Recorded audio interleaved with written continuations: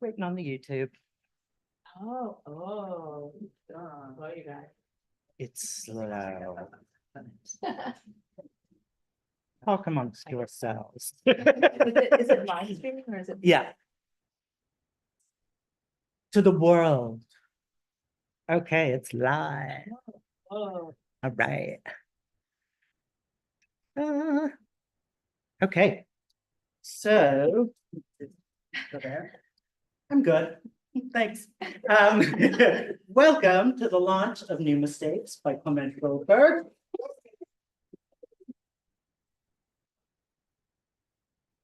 We will be in conversation with Torrey Peters and Michelle T, who is hosting. We are thrilled to finally have Michelle T in the house for the first time. It just took 12 years, but we did it. So thank you, Michelle. My name is Greg Newton. I am the co-founder, along with my beloved partner, Donnie Jokum, of the Bureau of General Services Queer Division. Thank you very much. The Bureau is an all-volunteer independent queer bookstore. And as such, we are in the business of asking for donations. Sales and donations keep this boat afloat. So I'm going to pass the bag around especially if you're not planning to buy a book. We ask you to throw a little cash in here or do the Venmo thing. Those of you online, you can find us on Venmo at BGSQD. So I'll pass this around. We're volunteering because you're not giving enough. If you're not already on our email list and you would like to be, you can sign up for that at the back of the room, and you will get an email every other Monday about our many upcoming events. You can also do so online at our website, bgsqd.com. Before we get started, I wanted to read a land acknowledgement and a call for ceasefire in Gaza. It's sadly still necessary. So the Bureau acknowledges that our organization operates on the unceded land of the Munsee Lenape. We encourage you to join the Bureau in signing up to make a monthly donation to the American Indian Community House's Mannahatta Fund. The Mannahatta Fund, according to its website, is an invitation to all settlers and non-Native people who wish to acknowledge the legacy of theft and genocide that comprise the history of New York City and the United States. And you can find out more at mannahattafund.org. We also want to recognize that today, September 20th, is the 350th day of Israel's genocidal campaign against the Palestinian people, funded by our tax dollars and enabled by our government's unwavering support. We hope that you will join us in calling for an immediate permanent ceasefire, the release of all detainees held by Israel, the release of all hostages held by Hamas, an end to the siege of Gaza, and an end to the Israeli occupation of Palestinian territories in order to stop the collective punishment of Palestinians and to ensure the swift delivery of desperately needed food, water, medicine, fuel, and humanitarian aid to the people of Gaza. Our greater hope is for peace, justice, and liberation from oppression for all people everywhere. And now, please give a warm welcome to Clement Goldberg, Torrey Peters, and Michelle T.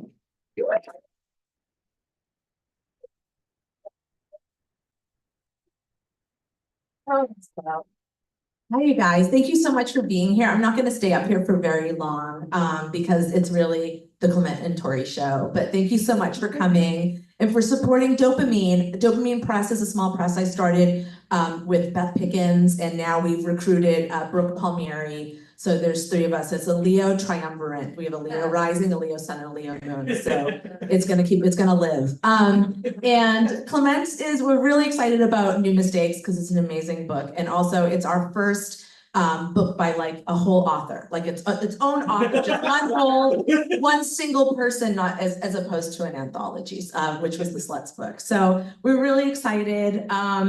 And it's a collaboration with Semiotext to really make it so much easier and less terrifying to produce books. And two of our future writers are here, and I want them to stand up and wave. Vera Blossom's book is out in December, How to Cook Like a Girl. Yes, she's here from Chicago. And then in February, Sean Stewart Ruff's book, Days Running, is going to be out. And if I realized we were all going to be here, I would have done a big dopamine show, made you all work, but it's good enough. Relax, enjoy yourself. Without further ado, Clement Goldberg, Torrey Peters.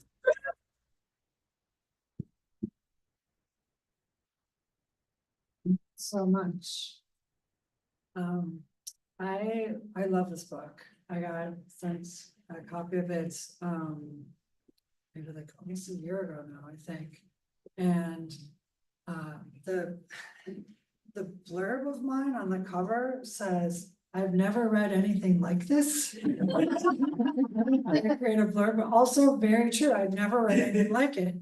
And the word that I also used in the blurb, which is true, is I said it had like a kind of louche charm. That there was something. I was so charmed by this book, and I was constantly surprised by it. Like, I would tell people about it, and I would say, "Well, it's a story, and it's this person who plants start talking to her, and then also there's UFOs who appear to an adjunct professor, and also there's a dyke photographer, and you see it, and they would be like, okay." And and as the book goes on, there's just more and more things like this. So because I have failed both here and with my friends to explain this book, I'm wondering if you can just tell us a little bit about what this book is. I just want to go back in time to when I got your blurb from Michelle. She sent me a screenshot of it, and I was like, I don't know, I just like kind of fell out on the floor. Like, it was just the most exciting thing to ever read in my life. So because I'm such a fan, so it was very exciting to be in conversation with you. What is my book about? I think that it is like a light sci-fi queer romp with hot telepathy, and cats, UFOs, and plants, you know. So yeah, it's like nature is alive, it's talking, and people are listening. From like the very start, there's this really I mean, the first line, I'll just read it. I'm sure you have your own reading, but it's like, "Julia woke up like a piece of sweaty sandwich meat."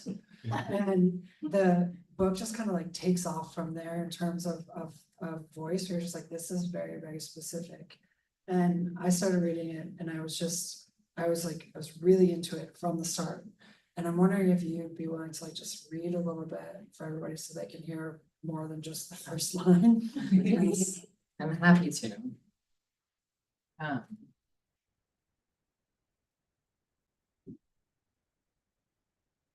I've chosen a chapter that I just think is very like, I've never written something that's kind of gone with like what's going on in the world before. So it's just like in a moment, and I feel like this is like a very cat forward store as well. So I'm just gonna lean into that for what I've selected. It's not necessarily the main character, it's a character, so main character, I don't know.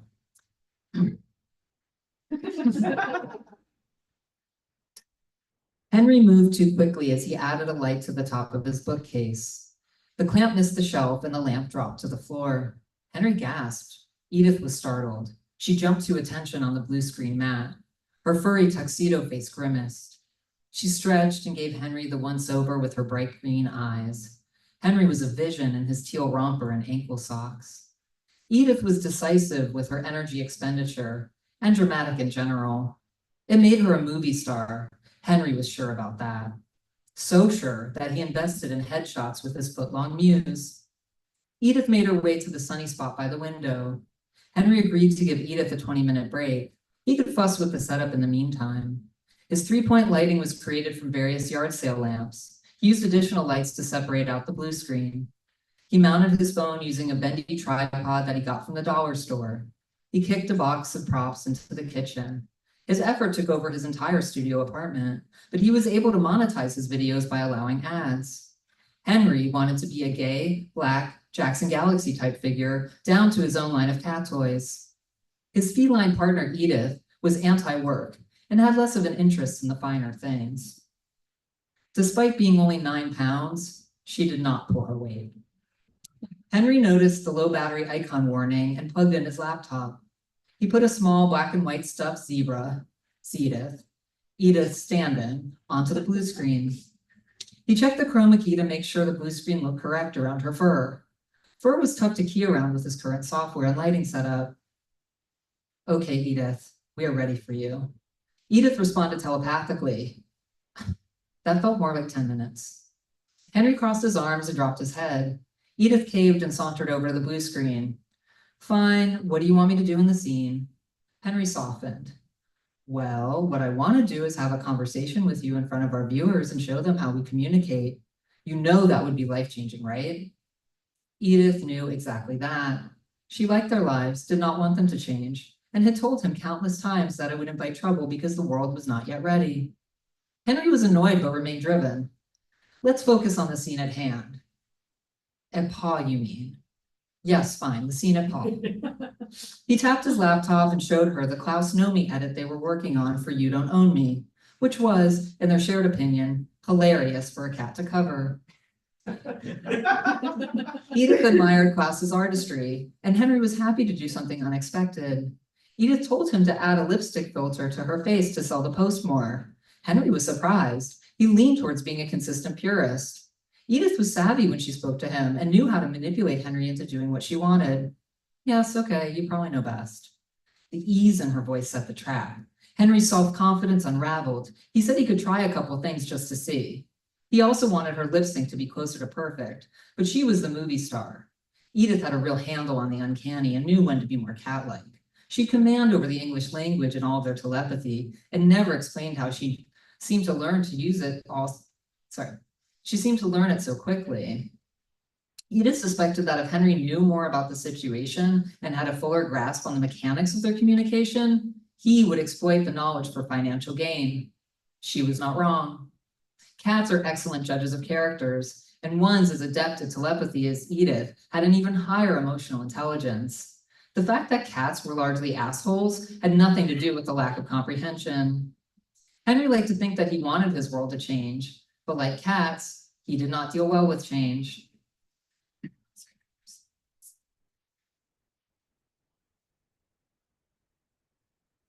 Therefore, Edith had her paws full with Henry and performed too much unpaid emotional labor. She knew he would be a world-famous pet psychic, giving him his innate abilities in conjunction with the evolutionary leap in consciousness he had undergone, but it would be his undoing. She did not think the world was ready to embrace someone like Henry. She studied Jackson Galaxy with him. White, cis, straight, married, recovered addict, and rock star. Henry was none of those things. Henry was an absolute treasure, but he was way too ahead of the times, and timing mattered. Edith always had the upper paw when he grew impatient. She cut off telepathy, cold-shouldered him, and acted coy, like she was a regular normie cat, incapable of anything more. She was stubborn, lazy, and would take things out on furniture if pushed too far. Edith was also beautiful and knew it. She traded on her looks, and Henry always came around to doing things her way.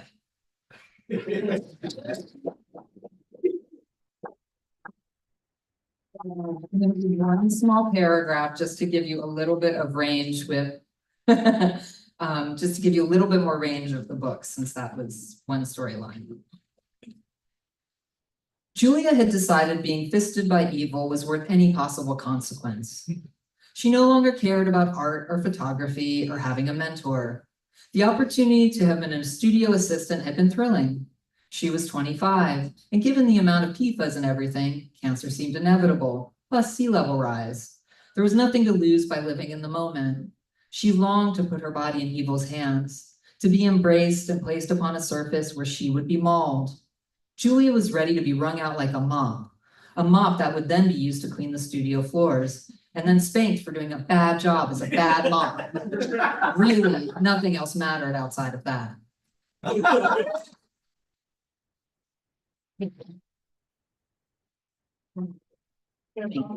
There's also UFO storylines, there's so much in this book. And I'm wondering if you can talk about how did this book come into being? The book came into being during the pandemic, where I was taking these walks up Mount Washington, like along Mount Washington where I live, and it's just a very chatty, the flora and fauna are just talking all the time. And there was an incident with the cat eating hell. Then there was a time when I saw a light in the sky and I thought it was a UFO. And I was like, oh my God, it's happening. This is it. I don't know. I don't feel ready. I'm not sure, but I have to go. This is where ET was filmed. I don't know. Like, not okay. No, you're gonna, I don't know. And then I found out it was a comet. So it was not a UFO, which was fine because I didn't know. But that kind of planted a seed. And then I had moved back to LA from San Francisco with an aspiration to be in a writer's room. And so I needed to get like writing samples together. And so I wrote a pilot episode and like a 3-season breakdown, and I'd already done like all this like character development for that and had like a real vision for it. And Michelle T and I have known each other for a very long time, and so I had sent it to her and was like, what do you think? And I got an email from her that was like, well, I can't make TV, but if you want to turn this into a novel, I'll spend my life in service of getting it published. Which, you know, when Michelle says that, then what do you write the novel, you know, which was also could have been so awkward if it was like terrible and she had said that. I don't know where we would be. So I think we all are very lucky that I did an okay job. You told me though also that you know, I had said about my book that I wrote it to make some of my friends laugh, but you told me that you wrote it just to make Michelle laugh. True story. It was like I felt like she commissioned it in a way, you know, but like, and then it was just fun to write this book so that I just was like, she'll find this funny, you know. Was that actually what was happening? Like as you were writing it, you're like this joke, it's gonna kill. And I think that might be true. I think there were times when that happened. I can't say it was all the time, but often. I mean, honestly, I think that's like great editing because you're like, you really, it makes it idiosyncratic, but then also you're like, you're gonna leave in the stuff that if you're like, this has to please everybody, it would get cut. And there's so many jokes in this book that are, I mean, like the mop, the being spanked for a bad mop, you know, the jokes, the book is full of those. It's interesting though that it started as a screenplay. Did you, as you know, sorry, for people who don't know, Clement does a lot of screen work, beautiful animation, beautiful, how you should describe your work in some way, but it's. I know, just say I'm an artist and filmmaker, but this is, I mean, I wrote a novel during like a NaNoWriMo thing many years ago. And like, it just went kind of like nowhere a little bit. And I was like, this will just collect dust here and let it go. You know, so it was a long time before I tried to do any kind of prose writing. But to me, it felt so good. Do you think you would have done it if you hadn't had this offer? Absolutely not. No, I mean, well, it wasn't even like the offer. It was just like this idea that like Michelle thought this was like something that like she was like, I just haven't seen characters like this. This is a really good story. I want this to exist. And like part of why, you know, she had said that was like, it just takes so long for anything to get made. You know, I've been trying to make this like same film for like 6 years now, and it's like this Sisyphean task, but this like moment of feeling like my dear friend like asked for me to write this book, and then also it was something that I could just like do, and I didn't need a bunch of money and a team of people, which is also how I was doing animation, but it's like stop motion, so it's so slow. So this just felt like the most fun thing I had done in a really long time. Yeah, but to me, having seen your filmmaking, there's like a kind of continuity, I think, in both like the concerns and the ways it works. Do you mind just kind of describing maybe like the most two recent, like the Lemur project and the Deer project? Yeah, of course. So Michelle and I created, I'm actually gonna talk about a third. Okay, great. Three's come up a lot in this book, so we'll just go there, but basically in, I don't know, maybe like 2011, Michelle had this idea to adapt her memoir Valencia, but do it with a bunch of short filmmakers making an omnibus feature. And so I was a director on that project, and then I kept increasing my role because I kept falling so deeply in love with the project. And on it, we all got it was like 5-minute chapters, not that the feral queers honor that. I did, and I was like, I'm like, I need 5 minutes, so I want to learn stop motion animation, so I'm gonna kind of like corner myself into it. I've been kind of doing paper things, but like I had this like, I have to like be at Tim Burton's level so I can finally do this, and then I was finally like, I can just learn to do this, but I was like, okay, so I could do 2.5 minutes of that, and 2.5 minutes of live action. And then if the stop motion's a disaster, I just need 2.5 more minutes of the other stuff. And then I just fell in love with the art form.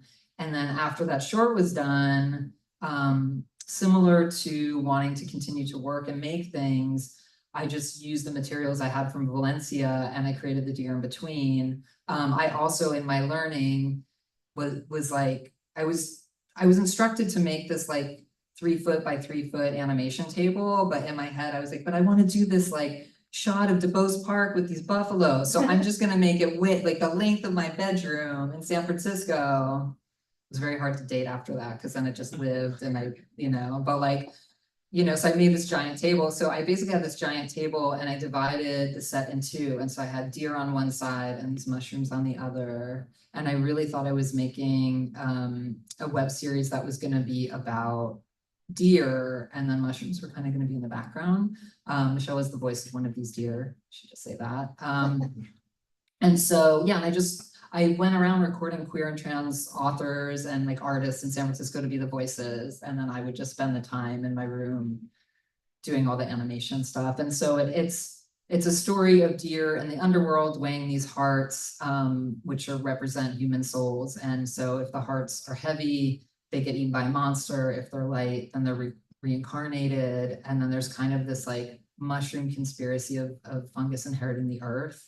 And so you're going back and forth between sort of nefarious mushrooms, good mushrooms, all kinds of mushrooms. And the mushrooms like took over the show, first of all. That happened. As mushrooms do. As mushrooms do. And then, and then the deer are just kind of addressing these like questions of like capitalism and work and the afterlife and like everything. Like I was working on it while my grandmother was dying, and I was like really just like working with like, what are my thoughts about death? So that's that project. And then Our Future Ends was about all of us dying because of climate change and stuff. And lemurs, I found out that the word lemur in Latin meant ghost. And so then between that and seeing lemurs in this PBS documentary called The Loneliest Animals, where I just fell in love with lemurs, they're like different species all hanging out together at this like rehabilitation center, like a conservation center. And they just seemed so queer to me because it was like different species all together, and they were so different looking, and like, and then like in the documentary, they're like, lemurs were dumb until we gave them like, like the intelligence test, but then we gave them lemur tests and then they were brilliant, and like, they don't like to gamble, and and so I was like, what are you people, like, this is wild, and I just love this idea of like a lemur rehab. So then that was kind of like ran through this idea of like, climate change, and then I also got into like Lemuria and that ancient civilization. I want to talk about this book, so I'm gonna wrap it up. Sorry. The reason I asked about this is because I think that a lot of the stuff that you're talking about that's in there actually is in the book. And it's, if you've heard all this stuff, that I kind of wanted you to say it so people could hear that there's so many different ways that this book approaches human and non-human interactions. And that that there's the plants that speak. There's a cat that we've already all heard speak. There's UFOs that are kind of inexplicable. There's all of these forces that end up being characters in the book that aren't your typical kind of human characters. And one of the reasons the book is so fascinating is that the characters then, because they're not human, they don't act, I mean, sometimes they're anthropomorphized and they say like funny things and slang, and you're like, that's interesting that a rhododendron said that.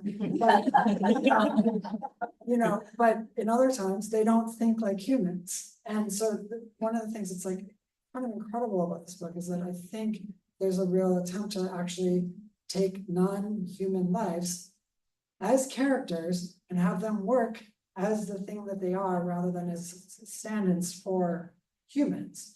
And to me, like it's developed enough that I'm like, how did you do this on a first novel? How did you come up with this idea? But in fact, it seems like there's actually a trajectory of you thinking about non-humans, the non-human world, not as a metaphor for humans, but really as the thing that it is.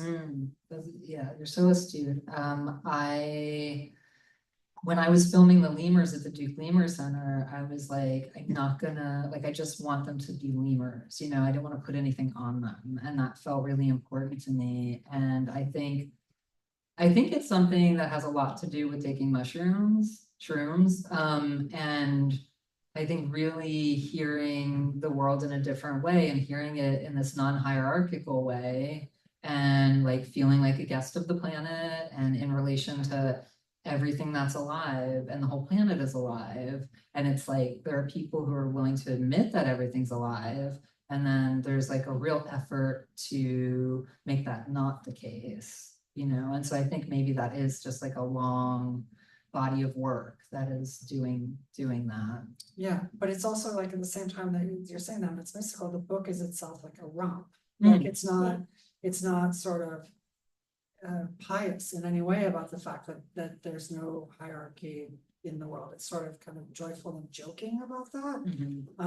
And that it's like, in some ways, like a lot of the things that the book takes on, like climate change, which can, you know, really make a book kind of feel heavy. It feels light, which I was like, how did you figure out how to do that? I mean, I think I can't even watch like happy nature documentaries anymore because they feel like ruin porn to me. Like it all just feels so crushing. And I feel like there's just so much heaviness that's been happening that I think with intention, I wanted to make a joyful place to go. But I also think like for me, humor is just a survival tactic that I've always had. And I really enjoy funny writing. And like I think your work is very funny. Michelle's works are like these are like I love fun books. And I wanted to give people like a fun place to go because we've just been through so much, you know. And it was written, you know, during the pandemic where I just like initially I was like, we're queer, we've got this will be great. And I just never imagined like we wouldn't be together to do something. So it was really, I think just, you know, and I was also the feature that I was working on too. It's like I just wanted to like I took out the lemur metaphor and I was like queers and refuges. Like I think there's just something with like us coming together that feels really important and then also having a sense of humor, which I also think is part of the culture. So I think a lot of my stuff is I really just want to honor queer culture because I think it gave me a real place to be in the world. Is this the first book or first piece that you said that's like very clearly not in the Bay Area?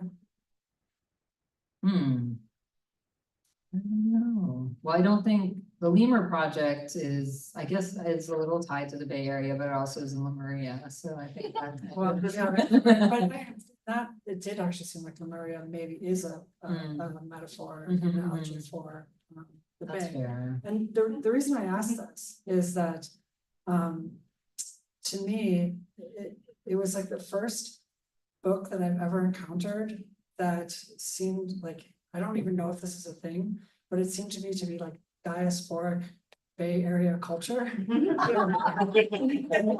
like a thing that like there was sort of a time in the Bay that is being referenced, especially with like the photographer Evil Faded, who is the one who is going to turn Julia into a mop in the, Well said, well said. in the studio.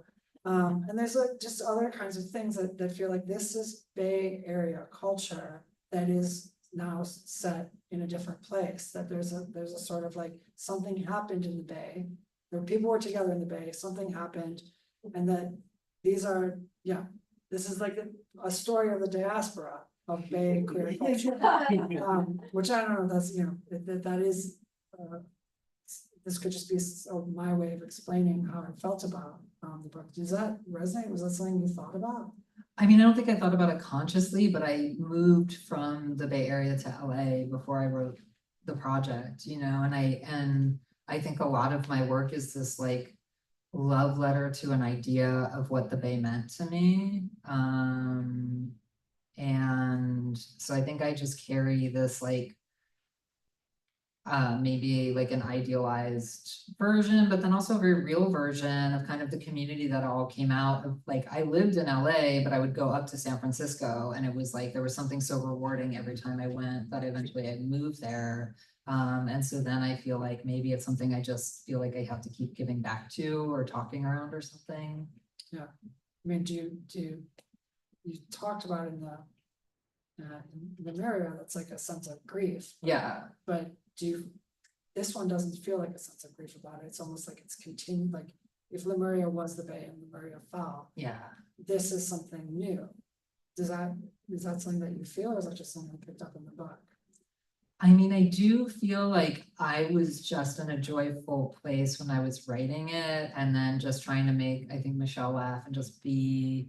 And then I also think that because I had done all of this development work on it, and I could kind of cherry pick where I wanted to go with it, and I had a real clear sense of the ending and where I was going, that it just, in the similar way of writing The Deer in Between, it just felt like it was writing itself in a way, and it just wanted to be joyful. And I think, yeah, like Our Future Ends was so full of grief because I was like living in this city that was changing in a way that, like, through gentrification, right? Everybody's leaving, you know, so many like people come in, but a lot of people are going, and certainly the people that I knew and was connected to, and there were a lot of like, this is the last this party and this is the last that, and so it was just like feeling sad every time I like walked out the door. There was something that felt was going, so it's very much like this sort of collective grief project. And I think maybe I was just maybe it was like the pandemic was so collectively heavy and so many things were shuttering, and it just was like the world was in ending San Francisco or something, that like,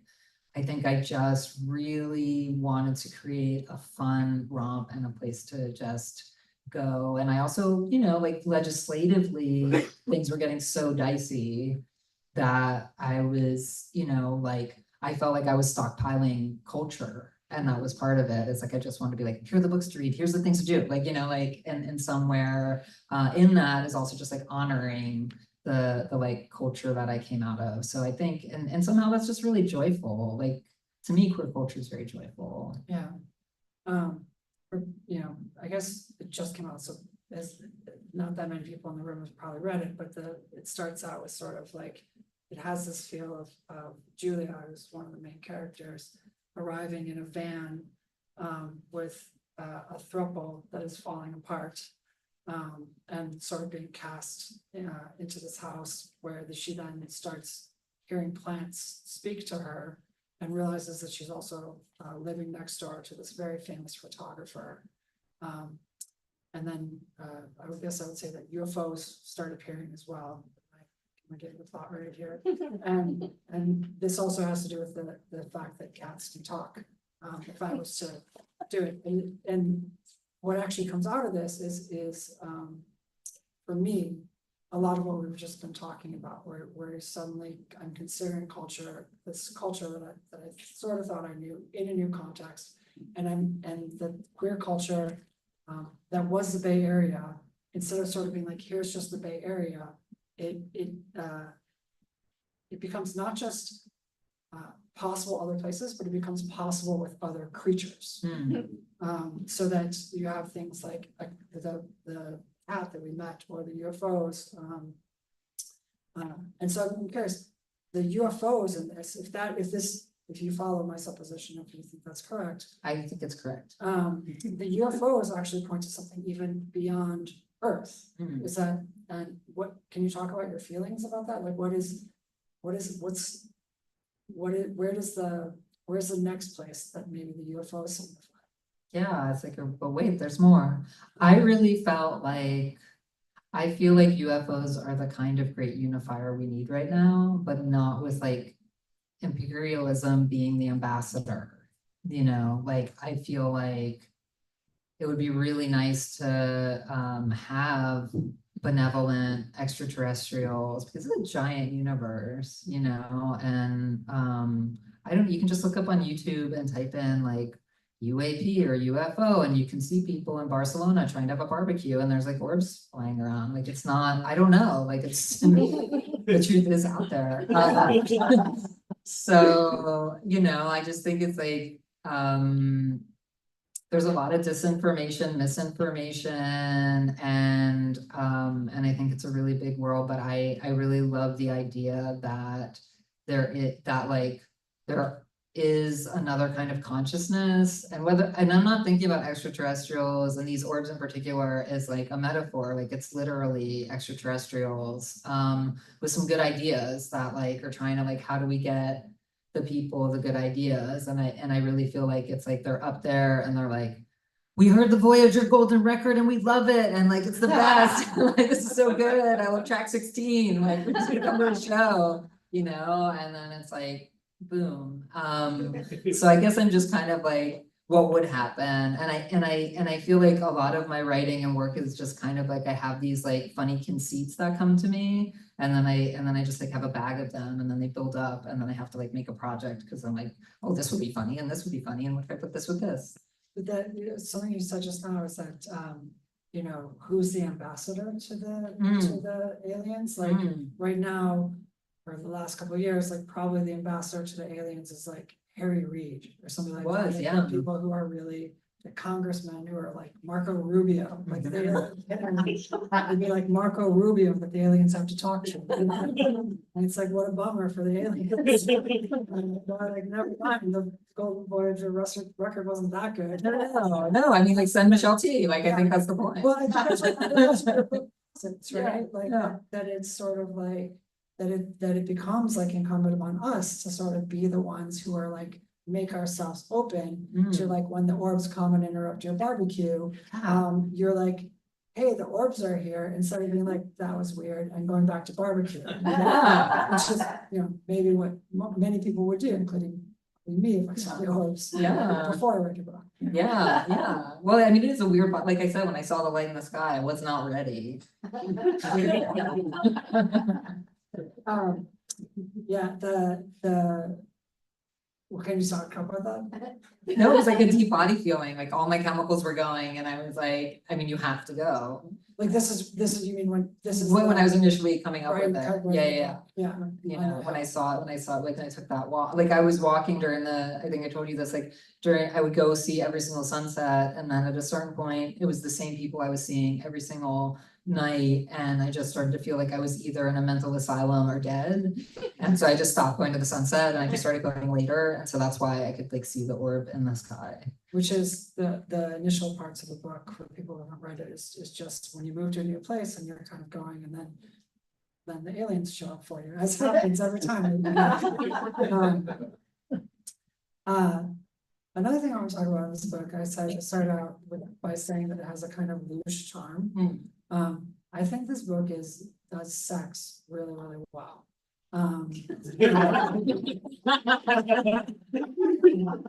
And I'm wondering if you talk about writing sex and writing sex in this book.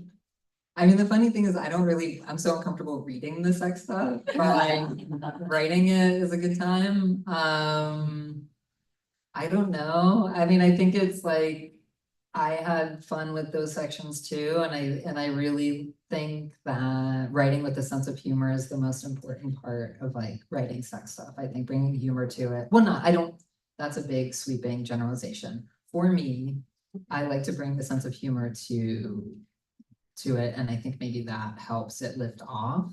Yeah.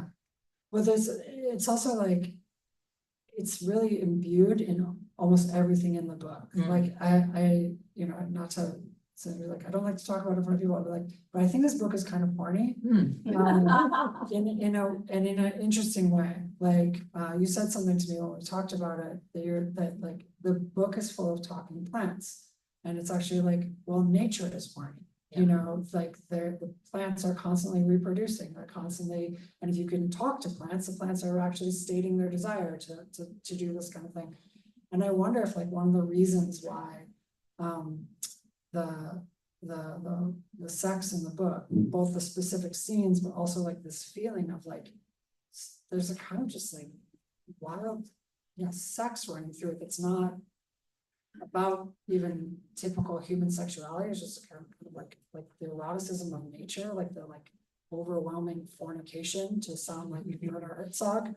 Overwhelming fornication of the book.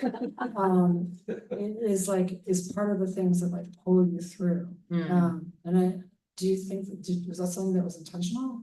I think that nature is really horny, and I think that desire like shapes our world, you know, it's like, and almost, it's like kudzu's taking over. Like, I think there's something, and like all the, like, there's a lot of plotting that goes on with plants and animals and bees, and like, you know, I think desire changes our, and it's not even just, it's us too. Like, I think desire makes people move somewhere, or like, shifts, you know, maybe where you want to be and what you want to do. And I think we all, just like the birds and the bees and the plants and everything, we're all following desire, or like, I think horniness, certainly, like Julia, who's 25, I think there's like a lot that is kind of in that time of life that you're kind of operating on that. It's like a kind of vibration or wavelength that's happening that I think is in different kind of frequencies and different points of life. And like, I don't think there's a hierarchy in that either, but I think it is like a driving force of existence. So, I mean, I'm sure I was just like pent up during the pandemic, but also I just think it's like a driving, I think it's a driving force. And so maybe I use that as a driving force within this book, because these things are, it's not like, these things do come together. They're braided together. I know that this sounds like there's a lot going on. They really are, yeah. It was very like. It's the dance of life. Obviously, screenwriter skills in putting it all together. But what is interesting to me is also that like, you've done this in a way that's not hierarchical. And so when I'm trying to like kind of say plot, you know, if I was to do a typical kind of plot thing, I'm like, this person's in power, this person's the villain, this person's this, and there's a kind of a power shift. Well, that immediately becomes a hierarchical story. And one of the things that's so interesting and like kind of like, you know, I wanted to talk to you, just be like, how did you do this? Is you have a story that's, how do you create a plot that moves forward when you're not replicating a hierarchical power structure to like navigate, you know? And anything that you turn on the sort of television right now, if you're looking, I was just rewatching Sopranos, you know, it's like that entire thing requires, all right, that's hierarchy for anything to happen in it. Here's the mob boss, here's the middle person, here's the third person. And so often when I'm coming up with plots, I'm like, what's the power structure? How can I make this happen in the power structure? And then I reproduce power structures in my own writing. And this, and I've seen, you know, and then there's experiments that I see that people do that they're like, well, there's not gonna be any hierarchy and it's gonna be all even. And then there's no drive, you know, there's no forward motion with the narrative. And so I spent a lot of time reading this book being like, what is the drive? How did you capture that? And it does seem to me to be like, yeah, like the horniness of kudzu, you know, that's not really a plot. It's not like, but it is also like it's motion, it's moving, and that the movement of the book, and the way that all these threads come together seems to have this like drive that when I say like, you know, it sounds like a joke when I'm like, I've never read anything like this before, but I mean, even structurally on the narrative level, like, yeah, sure, UFOs are wild, but structurally, I'm like, this is not moving like stuff that I normally read, but it is definitely moving in all sorts of new ways. And maybe that can't be like summed up in a Well, it sparked something, which I think is that it's like one thing we're not talking about is kind of art in it, right? And so I think ambition is also a driver, right? Like there's something about ambition that is also something that moves the world, and it's a different kind of horniness. It's like a career, or maybe like an artistic creation drive that also like operates like desire, operates like something. It is something like a fire in the belly that exists. And so I think maybe it's like nature, but then like, what is it to be an artist and create, and that like drive to create? And so I think maybe those things kind of also fold together. And so maybe because of the way that like art is threaded through, somehow is like combining with that. I mean, that doesn't exactly answer like why there's not like a villain per se, or like that it is like in a different register than a typical structure and a typical it's not set also like family of origin is also just kind of like on the edges of the story. So it's also, I think the way that maybe the parts fit together, it kind of shrugs off those kind of operations and so I think maybe it's just the way these pieces come together, that they come together in kind of an atypical fashion that maybe is about like the rhythm of like art and nature kind of weaving together, if that makes sense at all. No, it totally does. I mean, the idea of, it's interesting to think about shrugging off family, because there is a sort of family in the book with Evil and Catherine and Avery, who are some of the main characters. Avery is a cis white heterosexual guy who teaches women's studies and is really upset about that. And is the son of a famous lesbian artist. But there's the relations in it aren't typical like mother-son relations or even familial relations. It's like a series of like making possible new relations. And then a lot of people don't even like each other or are not particularly bonded to, they don't need to be together, and yet they are. And somehow it creates a story in a way that like, yeah, family drama, that the family dramas work because everybody can't leave the family, or, you know, again, going back to Sopranos or something like that. This is doing something totally different in the way that it sees the world and making like a riveting story out of it. That's not really a question. It's just like, how did you do that? How do you do that? I heard that. Well, let me see the other things that I wanted to talk about it with. Do you want to talk about shrooms? Is that what we're gonna Oh talk yeah, I about want to talk about shrooms. So it's funny, I talked to you and then you mentioned Bet Williams' The Wild Kindness. I don't know if people have read this book. It's this book about that's another indescribable book, but basically Bet Williams started growing, taking, and attending mushroom ceremonies where people are taking like sort of heroic doses of mushrooms and learning all sorts of new things and new possibilities. And I realized that after we talked, I was like, oh, you're chapter 3 of that book. I didn't occur to me.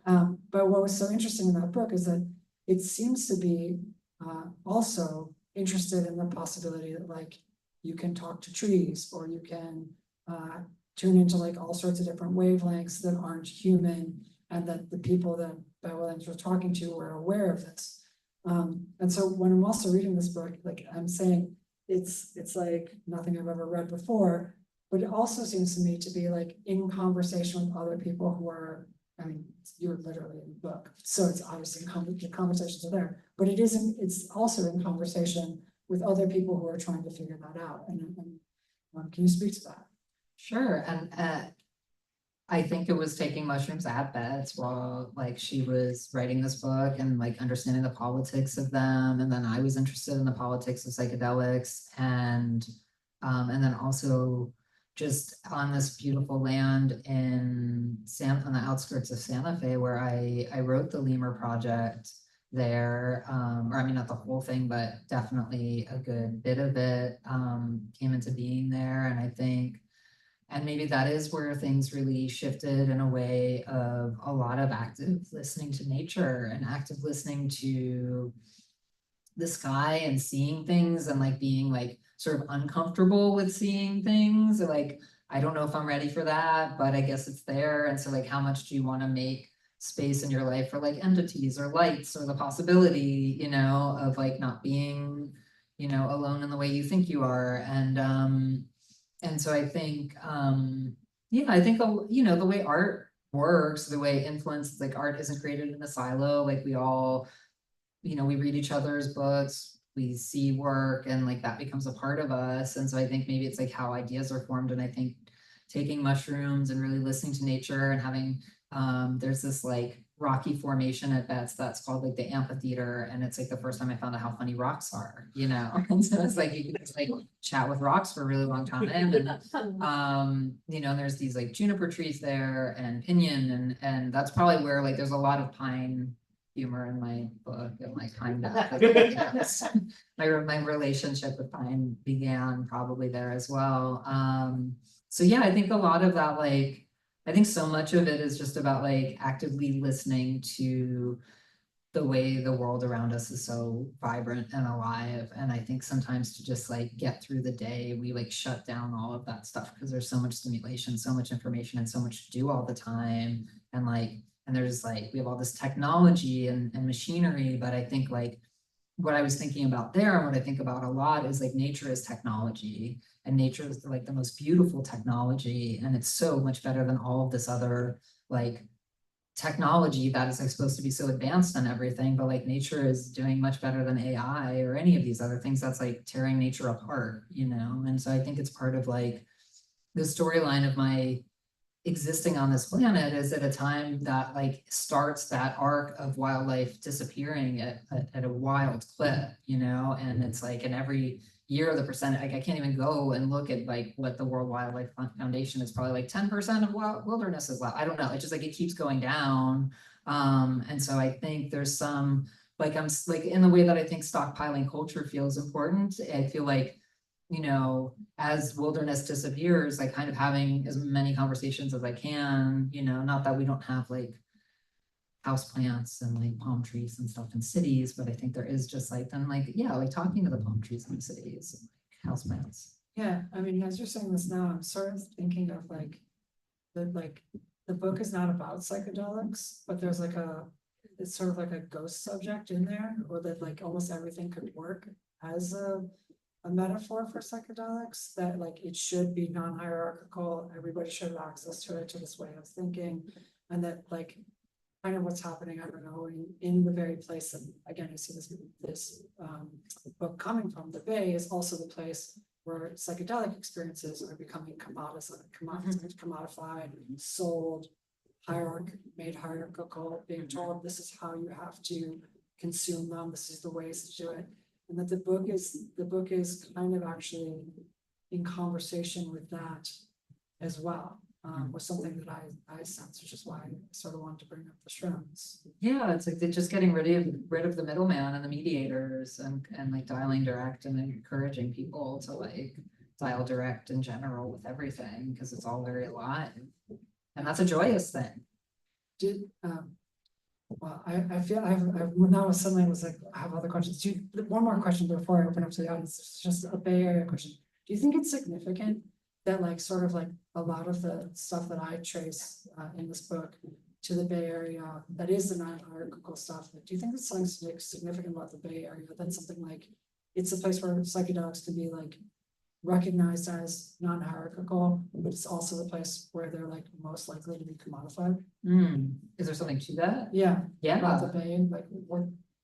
I mean, it's like, you know, like Silicon Valley, like all that stuff, but you know, came out of like them, like Silicon Valley came out of like people doing LSD and kind of having some visions, but then it also like comes through dictatorships and like this idea of having mind control and being able, like there is like a very fascist route to some of these drugs, but that's, you know, that's like a certain kind of hallucinogenic. And then you have like indigenous cultures that have been working with peyote and mushrooms, and like there's like a different sacred relationship that is non-commodified. And you know, I think like our conversation, a lot of these things all just track back to the colonial project. And so it's like we're either going to have like people who are going to stand up and be like, the world is alive, I want the world, I want to be with the world, and then you have the like hello orbs, we're going to shoot you down, you know. And so I think like, and I'm not saying that like everything's a dichotomy, but I feel like we're really grappling more and more with this dance, and so I think in that way it's like I really wanted to create a work of art where like you could just be like open-hearted and have a good time, and that's kind of how I do mushrooms now. Like I'm just like, I find them very funny. And I'm in a funnier place with them now, whereas I used to kind of like get my like working orders from the mushrooms and like have a very, like different, you know, relationship to it. And so maybe I just want to like bring people into that kind of, whether it's like psychedelic or just like trippy spiritual or nature or like artist brain or writer brain or whatever that is, to like connect, like however we connect, that's like in a beautiful fun way. I think that's a good last sentence to open up to questions. Does anyone have any questions? Yes. I'm kind of curious about you move from like a visual medium to a textual one. And I guess in the way that people say they are like different personalities when they speak English or Spanish, you think that like the textual medium unlocked for you like a new dimension of your artistic personality or identity? That's a beautiful question about form. And I think that I write a lot of my screenplays. I mean, I guess I write all of my screenplays. I phrased it like that. So I think in a way, like screenwriting and writing was already like a huge part of my practice, but it's kind of like this secret part that only the people who are like in the thing or making the thing ever kind of got a chance to see. And so I think maybe my sense of humor and sense of the world was already like packed into, and my voice already exists like in this like screenplay format that is just like not something that people really want to read as a book. And also like screenwriting is so similar to poetry and that you're just really trying to have as little on the page as possible. And so I think it was like, it was, you know, it was like kind of like a wonderland to be able to be maximalist on like feelings and like it was and I, you know, the first time I started working on the book, I would like, Michelle was there with me and I had a very like, can I do this? And she was like, you can do anything you want. And I was like, no way. So I think in that way it had, you know, a different kind of unconstrained thing. And I think I like naturally, maybe from all the screenwriting, like bring art, I have all those constraints already in my brain. So I think in that way it was kind of contained with that, but very maximalist in other ways because it was a different medium, I think. And I think in that way, it's sort of like the fool or the like the naive, like first time out kind of thing where I could just maybe not overthink things and just have a good time on the page. Any other questions? Can you talk about how your astrology affected the writing of your book or influenced it? Like my personal Whatever. natal chart or Sure, yeah. Yes. Well, so during the pandemic, the choreographer of the Lemur project, Our Future Ends, started to do Zoom astrology classes because Larry Arrington is also like an astrologer. And so I started doing these astrology classes and really learning a lot more about my own natal chart and then astrology itself as a practice. And it was very like comforting to me to like look at this ephemeris and be able to go to like 1835 and I can see where Venus is, and then I can go to like 2097 and see where she is. And that to me was like this beautiful anchor that made me just feel like somehow safe in the world. And then I think in writing the book, I have, you know, I kind of pull in some astrological things because I kind of write about Patti Smith's cat, and then I also like Robert Mapplethorpe is a Scorpio, Patty's cat's a Scorpio. So that kind of like plays in. So I like these sort of light astrological references that I pull in. And then also like I have a little moment with like an app, like talking about like Chiron and you know, kind of like a nod to like Chani's practice and like apps that are, you know, like in our lives to reflect our lives. But I think that I think the main thing that happened was that I understood that the planets have like are for different days. And so it's like the moon is Monday, moon day, and like the sun, Sunday. And then I learned that like Mercury is like the messenger and in charge of communications, and Mercury is a Wednesday. And so when I started working on the book, I made a decision to like that I was just going to work on this book on Wednesdays to honor Mercury. And if I only worked on it once a week, I would do it on Wednesdays. And if that was it, and that's what I could do for the book, then that was that. And I was always welcome to write more than that. But I think it created a nice way to like be in tune with like the planets all around me and honor Mercury specifically in this mercurial practice. And it just gave me a kind of structure to hold to, and I think that was really helpful for me. Hi, Uh-huh. so we talk every single week, and I just remember the joy that you had when you were writing this book, how like you would like find any, like the time that you had to write that book, like it was like so joyous for you. So I just feel like I'm very proud auntie.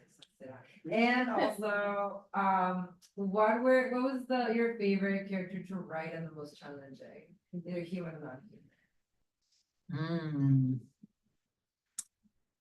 That's a good, I mean, Edith the cat was probably my most favorite because I have a cat named Kazimi, and I just felt like there's just so much material.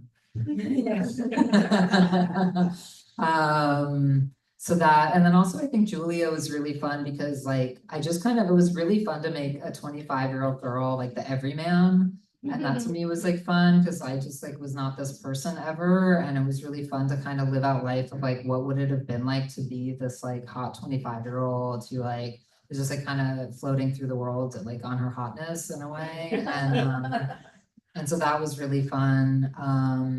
And then as far as challenging, I think Avery was like a surprise for me. That's the women's studies professor, because I think I started out really not liking him and really just kind of like wanting to like make fun of him. And then I found over the course of the story that I cared deeply about him. And then I got a little emotional like with where his storyline went. So that was like the most surprising to me, is that I really ended up just kind of loving all the characters without like going about it that way and thinking that that was going to happen. And I also even like the Catherine character was going to be a villain in kind of a typical fashion, but that's just not what ended up happening.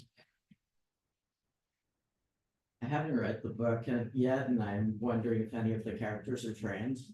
Yeah, Franklin is a trans man. He is Julia's half brother. And he's away at a writing residency, and so you follow his storyline. And then, I mean, Henry's not cis-identified. And I also think you can bring whatever you want to anybody, and it's written, you know, I'm trans, and I just think like it's coming through me. So I think you can do what you want with anybody that you want to do in the book in a way. Including the plants. Including them for sure. Yeah, And the orbs. no worries, yeah, it's like. Transplants, yeah. The trans. That's this one. Did everyone hear that? Transplants.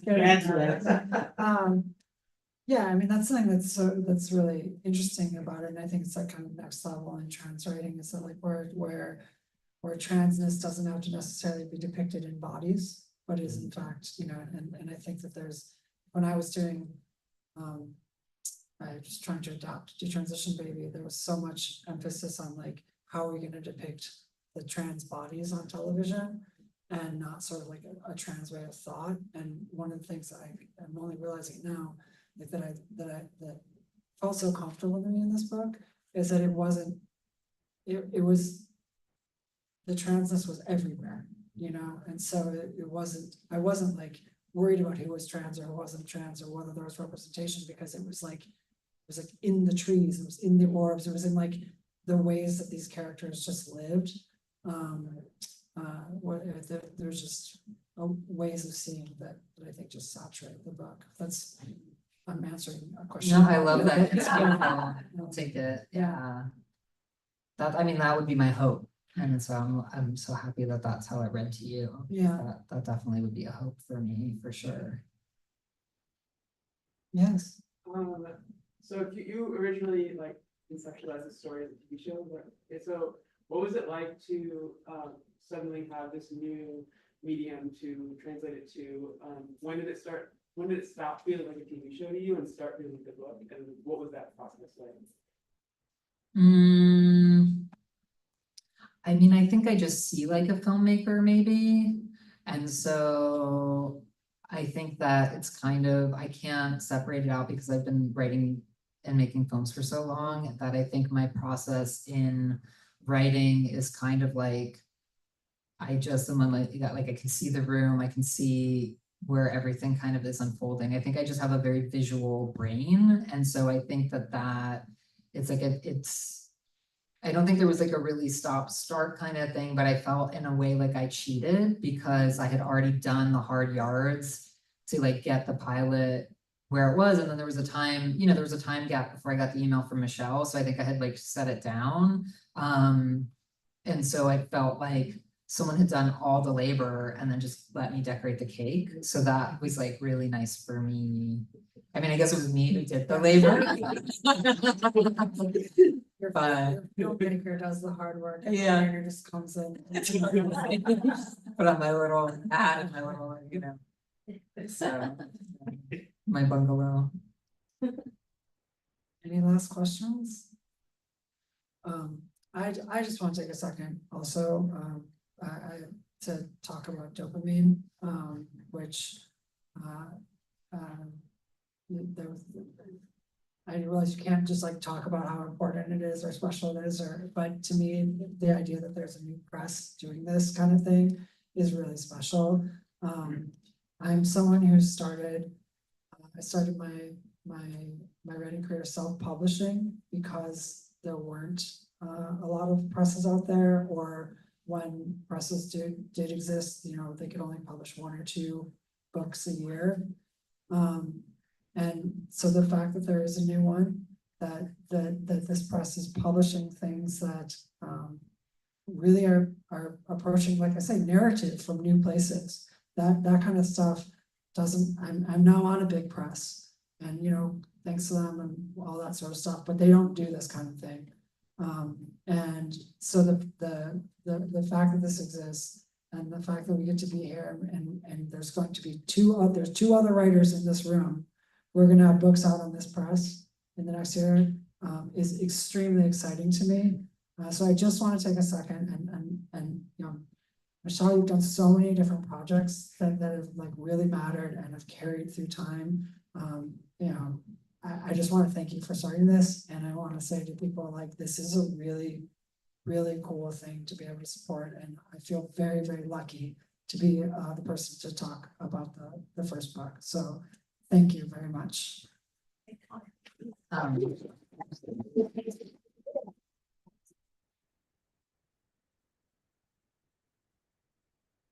Yeah, again, I think we send Michelle T to the orbs as well. That's how we're gonna move culture forward for this planet and many others. I mean, what you've done on this planet, what would do without you, but there's a whole universe out there. I too am so grateful for dopamine, and I'm so I love that it's connected to semiotext, and I feel like I get to be part of this huge lineage of writers who shaped me, and I just have so much respect for both Michelle and semiotext, and working with Eddie, and it's just this has all just felt like a big dream come true, and it's also the fastest anything that I've created has entered the world, and so that to me feels really exciting. And it was just the most fun, joyful, no notes.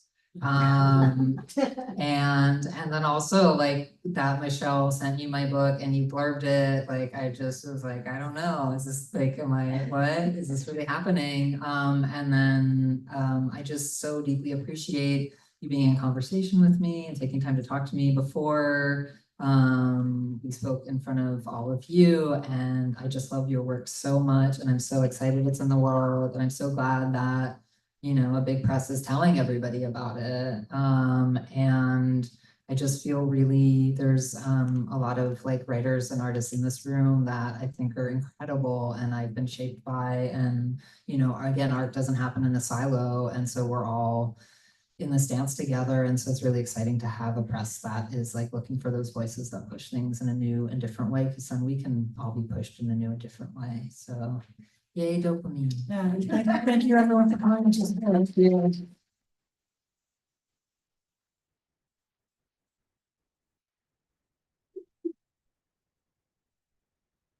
Yes, I will sign books, and also thank you so much to the Bureau for hosting us. Thank you. And there's free posters by the register, so you can help yourself if you would like one. with cats. Cats. Cats will save us all.